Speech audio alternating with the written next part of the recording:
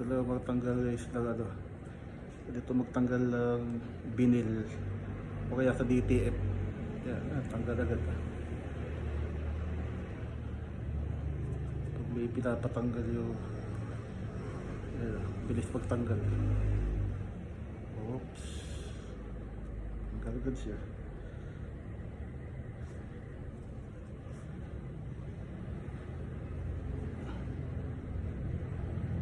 Nainitan yan.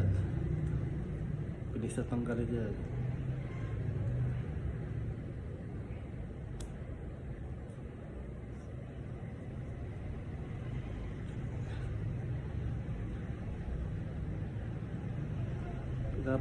Kasi hindi pwede yung patungal eh.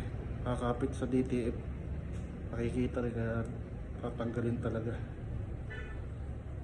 Bidil to eh. Pero sa DTF pwede rin. Tanggal siya agad.